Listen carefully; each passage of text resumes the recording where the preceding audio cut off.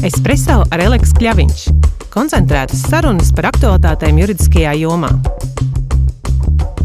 Labdien! Mans vārds ir Paula Kellija. Es esmu juriste zvērnātu advokātu birojā Eleksu Kļaviņš. Labdien! Mani sauc Osvalds Zebris. Es esmu Eleksu Kļaviņš, raidieraksta vadītājs. Un šodien mēs runāsim par diezgan komplicētu tēmu, Eiropas Savienības datu aktu. Bet galu galā izrādās, ka šis datu akts, lai cik tas kaut kas attāls un svešāds mums neliktos, skars katru no mums. Un tad vispirms jautāšu Paulai, varbūt kāpēc vispār šāds datu akts bija vajadzīgs un ko tas īsti tad paredz? Jā, tā tad Eiropas Savienībā, ne tikai Eiropas Savienībā, visā pasaulē šo te gudro produktu, jeb kā datu akts šo definē savienoto produktu, radīto datu apjoms pieaug arvien katru gadu. Piemēram, 2018. gadā šo te gudro produktu datu apjoms, kas tika radīts šo produktu lietošanas laikā, bija 33 zetabaiti, bet pagājušo gadu šis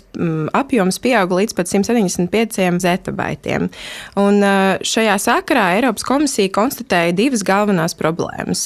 Pirmkārt, ir ļoti liels apjoms šo te rūpniecisko datu, kas ir šajos gudrajos produktos, kas vienkārši netiek izmantoti, un arī paši šo te savienoto produktu, jeb šo gudro produktu lietotāji nemaz nepiekļūst pie šiem datiem, un viņi nespēja ar tiem rīkoties tālāk. Savukārt, otra problēma, ko Eiropas komisija identificēja, ir tieši attiecībā uz šīm te inovācijām. Ja ir šis te lielais apjoms šo te datu, tad ir arī ļoti liela iespēja ar viņiem rīkoties tālāk. Un kā viens no praktiskiem piemēriem, ko Eiropas komisija arī cenšas risināt ar šo datu aktu, ir piemēram tāda vienkārša situācija kā gudrā automašīna. Ja, piemēram, gudrā automašīnā izlec kāda tehniska kļūda, ģenerējās šie diagnostikas dati, kurus līdz šim varēja nolasīt tikai certificētais šīs automašīnas ražotāja dīleris. Tomēr tagad, pateicoties šim te datu aktam, ikvienam šim te gudrās automašīnas lietotājam ir tiesības piekļūt šiem te diagnostikas datiem un ar šiem datiem doties nevis tikai pie šī viena certificētā dīlera, bet doties pie jebkura cita servisa pakalpojuma sniedzēja, kurš varēs interpretēt šos te datus. Tātad faktiski ir ļoti daudz šo gudro vai viedo ierīču, televizors, leduskapis, nezinu, kā jūs pieminēt, automašīna, vēl viskaut kādas citas veļasmašīna. Jā. Un faktiski tas mērķis ir tāds, lai tie dati, kas tur krājās katrā no šīm ierīcēm, būtu pieejami, vai ne? Un kaut kā izmantojami, teiksim, kā nu kuram tas ir nepieciešams.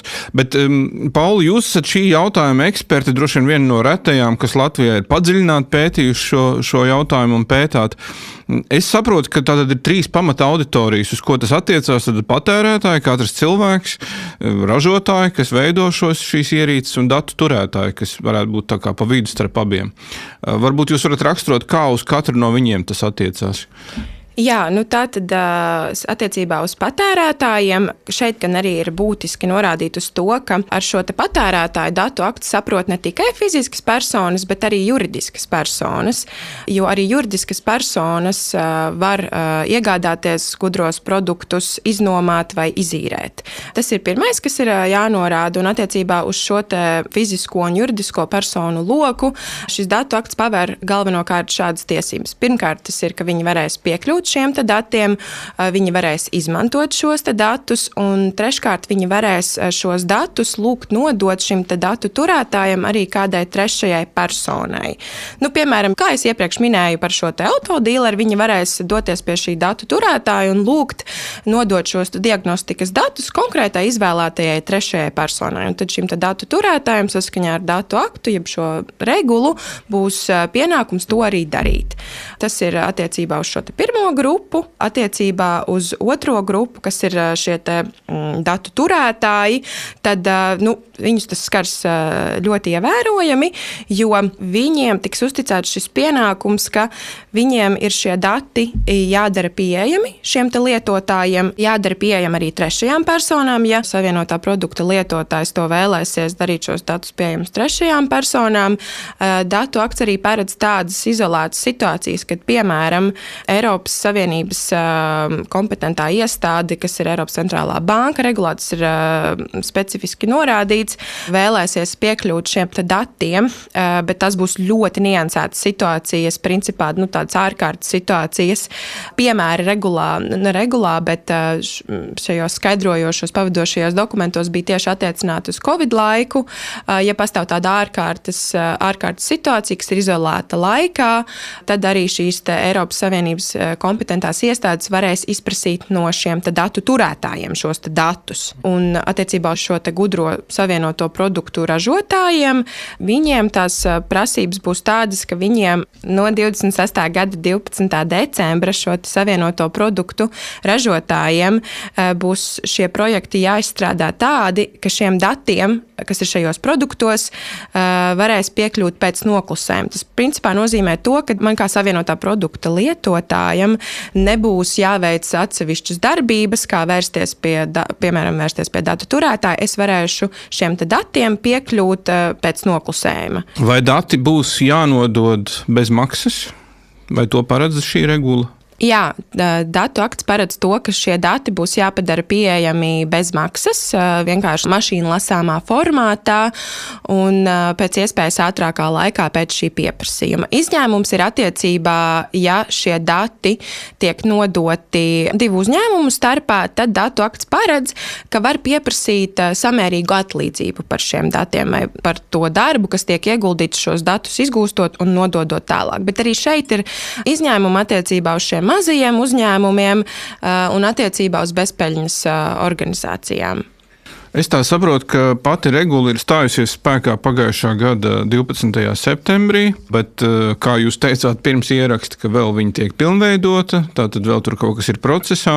Tātad faktiski iznāk tā, ka, ja mēs pieņemam, ka Latvijā ir kāds ražotājs, kas ražo kādu gudro ierīci, tad viņš nemaz īsti līdz galam nezina šobrīd, ko viņam līdz galam tur būs jāievieš un kā tas viss izskatīsies. Kad tas varētu būt zināms pavisam noteikti un finalizēts?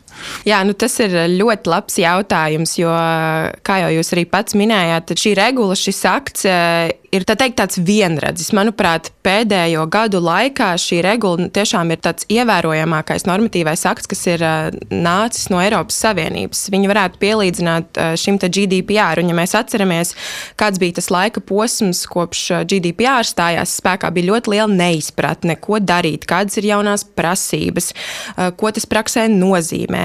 Arī šī pati regula ir uzrakstīta ļoti komplicēti, un arī pati Eiropas komisija šo problēmu ir identificējusi, un šobrīd Eiropas Savienībā arī ar šo omnibusu ir paredzēts veikt labojumus šajā datu aktā. Un ir arī piedāvāti jau šie labojumi, kas attieksies uz konkrētām datu akta nodaļām, bet kad mēs līdz tam nonāksim, tas ir ļoti labs jautājums, jo, protams, šiem datu akta labojumiem ir jāaiziet cauri Eiropas parlamentam, un par viņiem ir arī jābalso un jāveic šie labojumi. Bet, Latvijas mērogā tas datums, ko mēs varam izlasīt informatīvajā ziņojumā par šo datu aktu, ir šī gada 31. decembris, un līdz šim laikam mums Latvijas mērogā būtu jāievieš šie sodi par to, ko tad darīt situācijās, ja regulas noteikumi netiek ievēroti, un arī jāgroza jau spēkā esošie normatīvie akti, lai piešķirtu iestādēm kompetences uzraudzīt šo datu aktu piemērošanu. Pat labam uz doto brīdi šīs iestādes ir Patērētāju tiesību aizsardzības centrs, Datu valsts inspekcija, tik tālu, cik tālu tiek aizskarti arī personas dati, jo ir ļoti svarīgi pieminēt to, ka šis datu akts attieksies arī uz personas datiem, jo šajās savienotajās ierīcēs un šajos savienotajos produktos un savienotajos pakalpojumos noteikti arī ir personas dati. Un tādēļ Datu valsts inspekcijai būs tiesības uzraudzīt šo datu aktu piemērošanu tik tālu, cik tālu tas attieksies arī uz personas datiem. Tad ir arī šis centrālās statistikas pārvalde pieminēta, un arī pavīdēja runas par konkurences padomu, bet tik tālu, cik tālu viņi uzraudzīs to, vai tirgū netiek veikti kādi konkurences likuma tiesību pārkāpumi ar šo aktu ieviešanu. Ja mēs pieņemam, ka regulas tā piemērošana Latvijas likumdošanā notiek šogad, tad tādā pilnā mērā viņi varētu tikt, stāties spēkā un būt tikt reāli piemērot no nākamā gada. Tāds ir tas plāns. Eiropas Savienības līmenī viņi jau šobrīd ir spēkā stājusies. Latvijā, varbūt Latvijā to praktisko datu aktu ietekmi mēs varētu just nākamajā gadā.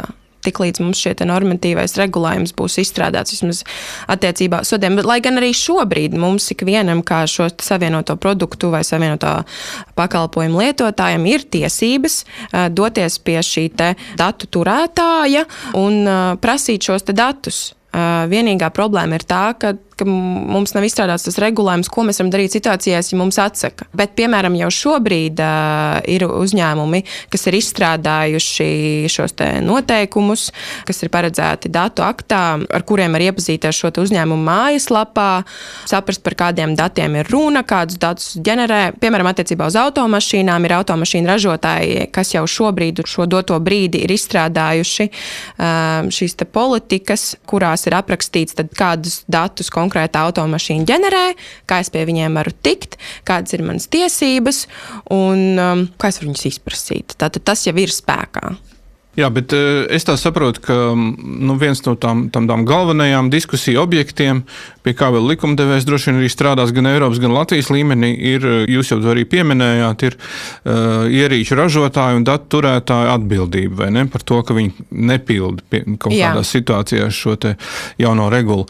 Vai ir jau kaut kādas, iestrādes vai apmēram redzējums par to, kāda tā atbildība varētu būt, kā tas varētu strādāt šis mehānisms? Tie būs naudas sodi, jo kā datu aktā ir noteikts, tad tas ir dalību valsts kompetencē noteikt šos te sodus, kas ir iedarbīgi un samērīgi un vienlaikus tādi, kas ir atturoši, kuru piemērošanas rezultātā datu turētājs nevēlētos, tā teikt, atkārtot šādu pašu situāciju. Un ņemot vērā soda apmēru, ir jāņem vērā tādi apstākļi kā pārkāpuma būtība, smaguma pakāpe, apmērs, ilgums, proti, vai tā ir viena izolēta reize, kad datu lietotājiem tiek atteikta iespēja saņemt šos datus, vai tās ir vairākas. Ir dalība valstis Eiropas Savienības līmenī, kas jau ir izstrādājuši šos soda regulējumus. Piemēram, Nīderlanda ir noteikusi, ka šis naudas sods par datu aktu pārkāpumu ir līdz 1 miljonam eiro vai 10% no šī pārkāpēja gada apgrozījuma Eiropas Savienībā. Atkarībā no tā, kurš ir lielāks. Francija ir noteikusi pamata sodu līdz 3% no ikgadēja apgrozījuma, kas atkārtot pārkāpumu gadījumā var sasniegt pat 5% no gada apgrozījuma. Savukārt Vācija ir noteikusi naudas sodu līdz 5 miljoniem eiro vai 4% no šī globālā apgrozījuma. Tātad mēs redzam, ka ir atšķirības, nav tāds vienots regulējums. Tāpēc būs ļoti interesanti redzēt, kā tad mūsu likumdevējs, kāds būs tas soda apmērs, ko mūsu likumdevējs būs noteicis par šo datu aktu pārkāpumu. Jā, to mēs redzēsim, acīm redzot, šī gada laikā. Tam vajadzētu notikt. Es vēl gribēju precizēt mazliet par tiem pamatjēdzieniem, kas šajā regulā tātad figurē. Tie pamatā ir 2, ja es pareizi saprotu, savienots produkts ir viens un otrs ir saistīts pakalpojums. Jā. Tie ir tie galvenie jēdzieni, ap ko viss grozās, un varbūt jūs varat atšifrēt, ko tad nozīmē savienots produkts un ko nozīmē saistīts pakalpojums. Jā, tātad savienots produkts, tā ir ierīce, kas iegūst, ģenerē vai vāc datus par tās izmantošanu un par tās vidi. Un ir spējīga šos datus tālāk padarīt pieejamus, izmantojot internetu, lietotni vai citu fizisku savienojumu. Tātad šie ir tie gudrie produkti. Piemēram, viedās mājas ierīces kā putekļu sūcējs, kas apkopo datus par telpu tīrīšanu, viedais pulkstenis, kas apkopo datus par pulsu, miega kvalitāti, jau iepriekš minētās automašīnas, lauksaimniecības iekārtas, kas vāc datus par, piemēram, degvielas patēriņu vai augsni. Un tad, otrs ir šie savienotie pakalpojumi, jeb šie saistītie pakalpojumi, un tas ir digitāls pakalpojums, kas nav elektronisko sakaru pakalpojums, bet šī savienotā produkta pirkšanas, īrēšanas vai nomāšanas brīdī ir savienots ar šo produktu tā, ka tā trūkums, šī saistītā pakalpojuma trūkums neļaut produktam veikt vienu vai vairākas no savām funkcijām. Tā ir aplikācija. Pieņemsim, es iegādājos viedo veļas mašīnu, un man klāt ir arī aplikācija, un caur šo aplikāciju es varu, piemēram, regulēt veļas mazgāšanas ciklus, es varu regulēt ūdens temperatūru, es varu regulēt drēbju mazgāšanas ilgumu. Tātad šie saistītie pakalpojumi ir tādi pakalpojumi, kas nāk komplektā ar šo te pašu savienoto produktu. Un vēl arī es gribētu akcentēt, ka regula arī ļoti daudz atsaucās un runā par šo te datu turētāju. Un kas ir datu turētājs, tad tā ir fiziska vai juridiska persona, kas kontrolē šo te piekļuvi datiem un ir spējīgi tos nodrošināt lietotājam vai nodot trešajām personām. Ko šeit ir būtiski akcentēt, ka datu turētājs regulas izpratnē ir fiziska vai juridiska persona, kurai ir faktiska kontrole pār šiem datiem, nevis kurai ir īpašumtiesības uz šiem datiem. Praksē visdrīzāk tie būs šie paši savienotā produkta ražotāji un šī te saistītā pakalpojuma sniedzēji. Tomēr var rasties arī situācijas, kad, piemēram, man iegādājoties gudro veļas mašīnu, ir divi atsevišķi datu turētāji. Viens datu turētājs, kas attiecas uz gudro veļas mašīnu, bet, ja, piemēram, šos saistīto pakalpojumu nepiedāvā pats produkta ražotājs, bet piedāvā kāda cita trešā persona, tad attiecībā uz datiem, kas varētu tikt iegūt no šī saistītā pakalpojuma, man būs cits datu turētājs. Tāpēc, jā, šis te datu akts ir ļoti tāds niansēts un tajā ir jāorientējās. Jā, tā izklausās patiešām, ka te būs ko palauzīt galvu, tā skaitā arī uzņēmējiem. Runājot par ierobežojumiem, es tā saprotu, ka vispār šīs regulas mērķis ir veicināt konkurenci, vai ne? Lai dati neuzkrājās kādās atsevišķās rokās un netiek monopolizēti un caur to konkurenci ierobežot, bet dati ir arī kaut kas ļoti vērtīgs, iespējams pati lielākā vērtība mūsdienu pasaulē. Un tāpēc man jums kā šī jautājuma ekspertei jautājums ir par to, kādi varbūt ir ierobežojumi, lai panāktu, ka šie dati nenonāk nepareizās rokās vai netiek izmantoti pretēji patērētāju interesēm, cilvēku interesēm. Jā, tas visnotaļ ir labs jautājums, un regulāri šīs situācijas ir noteiktas, piemēram, attiecībā uz situācijām, kad trešo valstu kompetentās iestādes vai trešo valstu uzņēmumu vēlēsies piekļūt pie šiem datiem. Regulā ir iestrādāts tas, ka, piemēram, situācijās, ka tas varētu apdraudēt dalību valsts pilsoņu drošību vai kā citādi kaitēt, tad viņiem nebūs tiesības piekļūt šiem datiem. Būtiska nianse arī, kas, manuprāt, maina līdzšinējo praksi attiecībās, piemēram, ar produktu lietotājiem, attiecībās ar šiem te produktu ražotājiem, šiem datu turētājiem, ir tas, ka šiem te datu turētājiem būs jānoslēdz līgums ar šo te savienoto produktu vai saistīto pakalpojumu lietotājiem. Tas var būt vai nu pirkuma līgums, nomas līgums, īres līgums, jo datu akts paredz to, ka šos te savienotos produktus un saistīto pakalpojumu datiem varēs piekļūt lietotāji, kuri vai nu iznomā produktu, izīrē produktu vai iegādājušies ar šo produktu. Praksē tas nozīmē to, ka, piemēram, es aizdošos brīvdienās uz Portugāli, izīrēšu gudro automašīnu. Arī es, kā šīs gudrās mašīnas izīrētājs vai iznomātājs, man būs tiesības pieprasīt šos datus, pat ja tā mašīna nepieder man. Un datu turētājiem, kā jau minēju, būs jānoslēdz šis te līgums ar šo te lietotāju, un viņiem būs jāprasa atļauja no šiem te lietotājiem, ka viņi varēs šos te datus izmantot arī citiem mērķiem. Tātad, un tas tiešām ir, manuprāt, ļoti būtiski, jo tas, principā, uzliek pienākumu šiem te uzņēmumiem, kas ražo vai kas padara šos te savienotos produktus vai saistītos pakalpojumus pieejamus Eiropas Savienības tirgū. Viņiem ir jāizstrādā šie attiecīgie noteikumi par šo produktu datu lietošanu, un arī regulā ir paredzēti ļoti izsmeļoši noteikumi, kas ir jāiekļauj šajos līgumos. Līdzīgi kā datu aizsardzības politikā, šiem te datu turētājiem ir jāinformē šeit savienotā produkta lietotājs par to, kādus datus ģenerē ierīce, kā es pie viņiem varu piekļūt, un jāpaprasa arī mana piekrišana tam, ka viņi šos datus varēs tālāk izmantot saviem mērķiem. Labi, skaidrs, bet uz kādiem tad īsti datiem šī regula attiecas? Šī regula attiecas uz uzreiz pieejamiem neapstrādātiem datiem, tātad tādiem datiem, ko datu turētājs bez nesamērīgām pūlēm var uzreiz piekļūt. Tas attiecas arī uz metadatiem. Tie ir dati, kas raksturot šos te apstākļus, kādos dati ir iegūti vai ģenerēti, piemēram, laiks, atrašanās vieta vai citi konteksta faktori, kas palīdzēs šos te uzreiz pieejamos datus tālāk interpretēt. Kā praktisku piemērus var minēt, ka tā, piemēram, būs temperatūra, spiediens, tādi veidi dati. Tātad dati, kas nav tālāk secināti vai atvasināti no datu turētāja puses. Sakiet, Pauli, jūs kā šī jautājuma eksperts un arī jurists, kas Eleks Kļaviņš īpaši specializējas regulējuma jautājumos, ko jūs ieteiktu droši vien primāri jau uzņēmējiem šai gadījumā darīt un kādā veidā sagatavoties šai regulas stāšanās spēkā brīdim?